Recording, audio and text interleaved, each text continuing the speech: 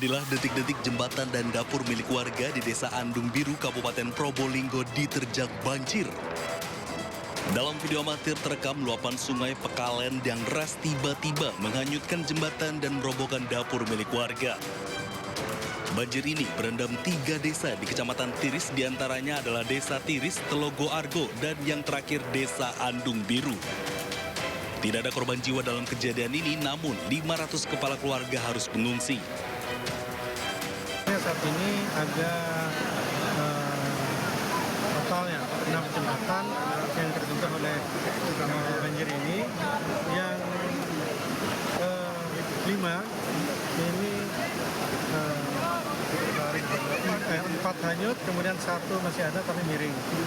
Jadi yang 3 semi permanen, yang 2 itu memang jembatan bambu penghubung ya. Pemerintah Kabupaten Probolinggo akan membuat jembatan darurat agar aktivitas warga bisa normal kembali. Dari Probolinggo, Jawa Timur, Hana Purwadi, iNews melaporkan.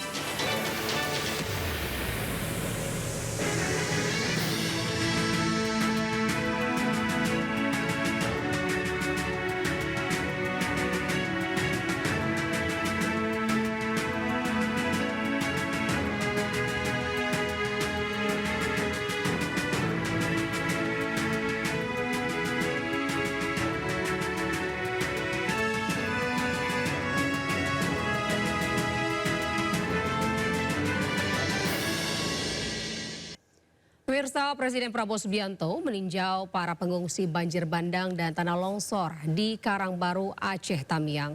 Dalam kunjungan, ia meminta maaf jika sejumlah kebutuhan masyarakat terdampak banjir bandang dan longsor di Kabupaten Aceh Tamiang belum terpenuhi, termasuk ketersediaan listrik.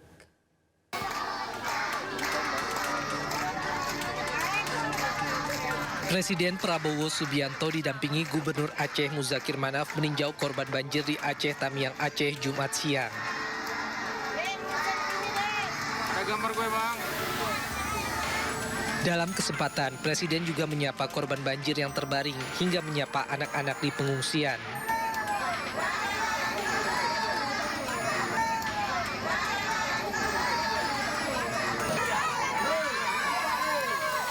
Presiden Prabowo memastikan pemerintah tak akan tinggal diam dan akan terus turun membantu masyarakat terdampak.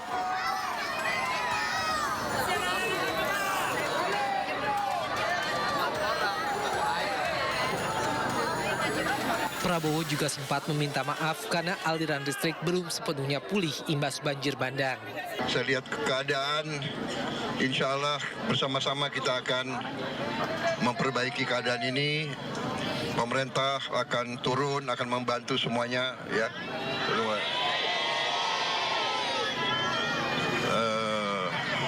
Saya minta maaf kalau masih ada yang belum. Kita sedang bekerja keras. Mungkin listrik yang belum, ya. Sudah mulai? Oh, oke. Iya. Ya, kita berusaha, kita tahu di lapangan sangat sulit, ya. Keadaannya sulit, jadi kita atasi bersama. Selain itu, Presiden Prabowo berharap kondisi di wilayah-wilayah terdampak banjir dan longsor Sumatera lainnya dapat segera pulih. Dari Aceh Tamiang, Aceh, Tim Liputan iNews melaporkan. Sementara itu pemirsa, puluhan warga Kecamatan Putri Betung, Kabupaten Gayo Lues, Aceh, ini berburu sembako ke Aceh Tenggara. Mereka harus berjuang dengan berjalan kaki, menggendong bahan baku dengan kain melewati bukit yang terjal dan ekstrim.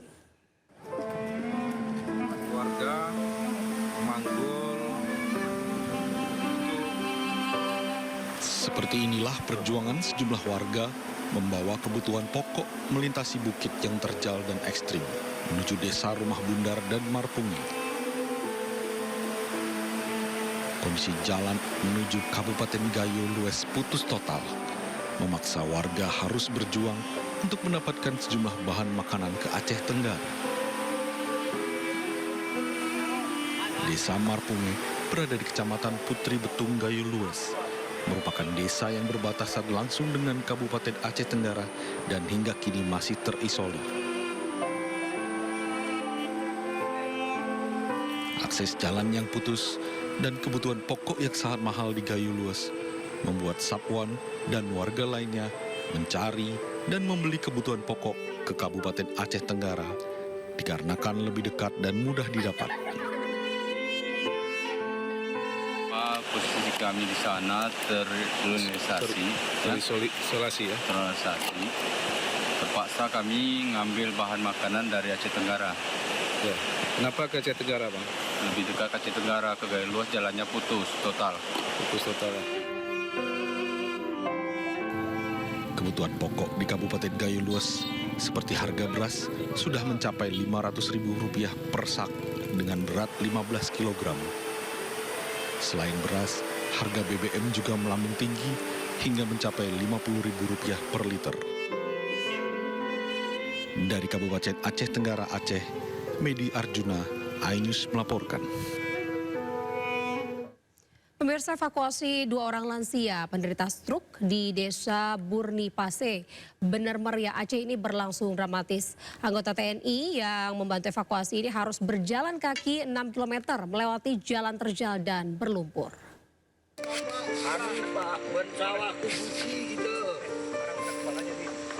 Dua orang lansia berusia 60 dan 65 tahun penderita stroke ini harus digotong secara bergantian oleh anggota TNI.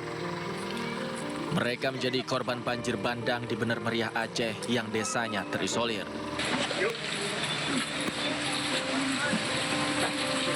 Akibat akses jalan yang lumpuh, kedua lansia ini digotong dengan cara berjalan kaki hingga 6 km menuju ke Puskesmas Buntul yang menjadi fasilitas kesehatan terdekat.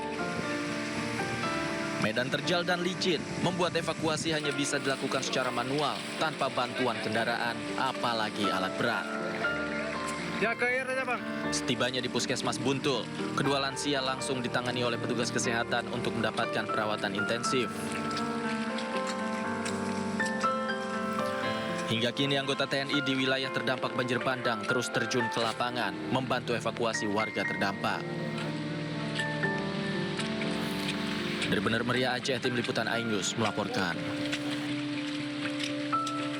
Petugas kepolisian pastikan keselamatan warga saat menyeberangi jembatan darurat Sungai Aek Garoga di Kecamatan Batang Toru, Tapanuli Selatan, Sumatera Utara, pasca musibah banjir bandang 25 November lalu. Petugas membantu membawa barang bawaan warga, bahkan dengan menggendong anak-anak melintasi jembatan.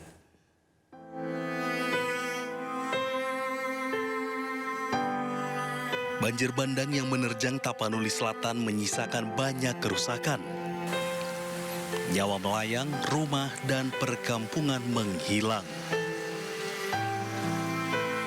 Sungai pun kian lebar, sementara jalan seakan berubah menjadi sungai.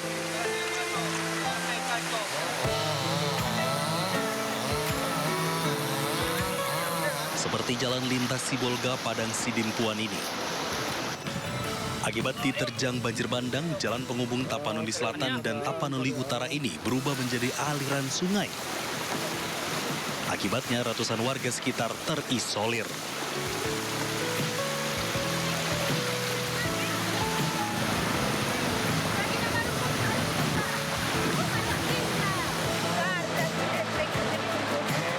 Kala petaka mereda, aparat kepolisian dan warga bergotong royong membangun jembatan darurat.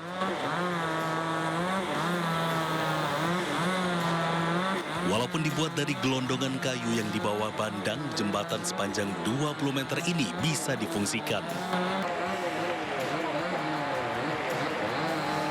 Untuk menjaga keselamatan warga, personil Satprimo Polda Sumatera Utara dikerahkan dari pagi hingga sore. Secara bergantian mereka berjaga di sekitar jembatan.